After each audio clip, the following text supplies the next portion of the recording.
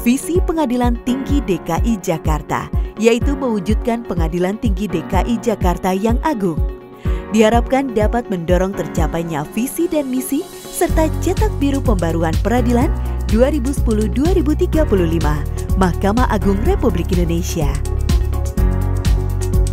Pengadilan Tinggi DKI Jakarta telah terakreditasi oleh Direktorat Jenderal Badan Peradilan Umum Mahkamah Agung Republik Indonesia dengan predikat A Excellent.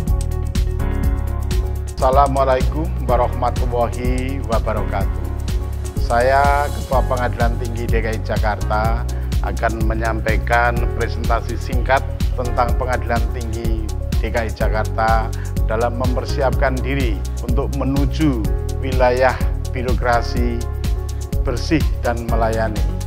Pengadilan Tinggi DKI Jakarta pada tanggal 10 Desember tahun 2018 telah memperoleh predikat WBK, dan saat ini Pengadilan Tinggi DKI Jakarta telah mempersiapkan diri untuk membangun zona integritas menuju ke WBBM.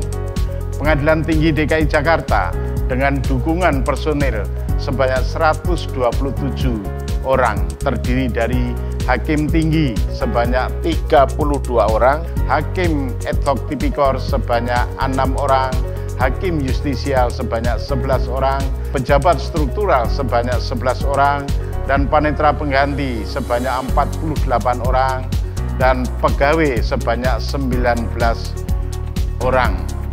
Adapun beban kerja Pengadilan Tinggi DKI Jakarta pada tahun 2019, perkara masuk sebanyak 1.556 berkas.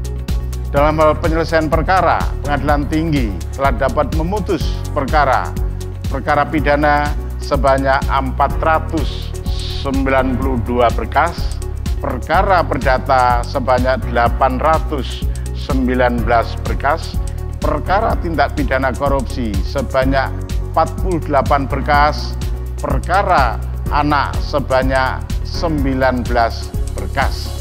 Sehingga keseluruhan perkara yang bisa diputus sebanyak 1.376 berkas.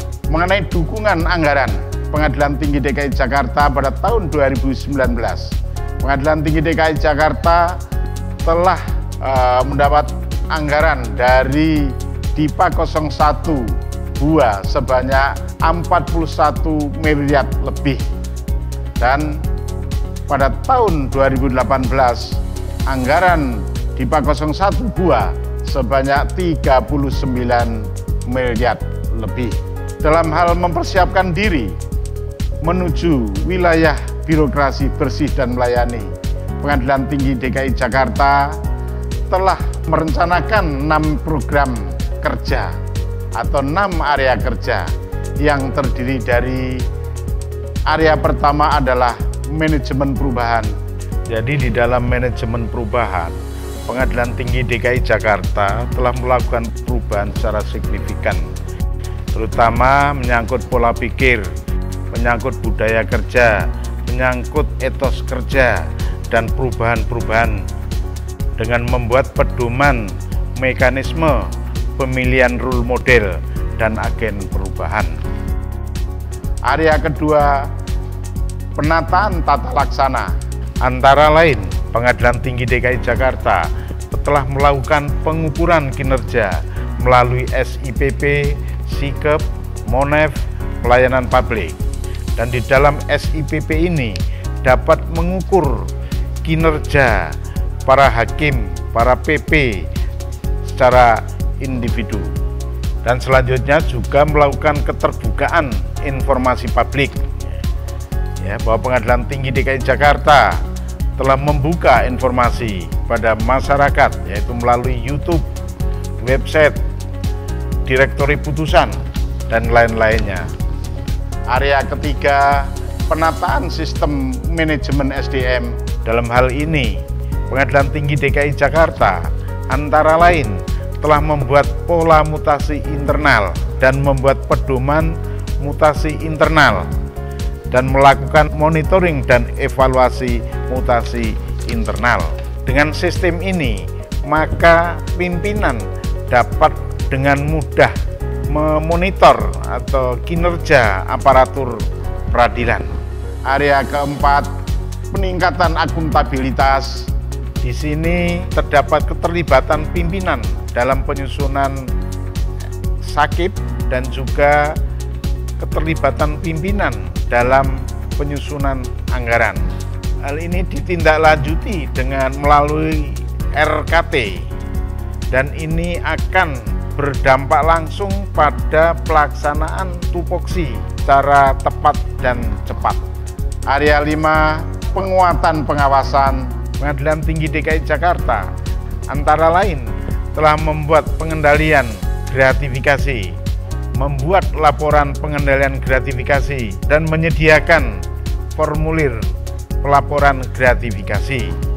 Dalam mencegah gratifikasi, PT DKI Jakarta melakukan inovasi-inovasi bagi setiap tamu yang datang ke Pengadilan Tinggi DKI Jakarta menggunakan kartu akses untuk masuk ke lingkungan Pengadilan Tinggi DKI Jakarta yang hanya dimiliki oleh aparatur Pengadilan Tinggi DKI Jakarta.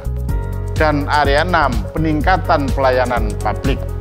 Peningkatan kualitas pelayanan publik.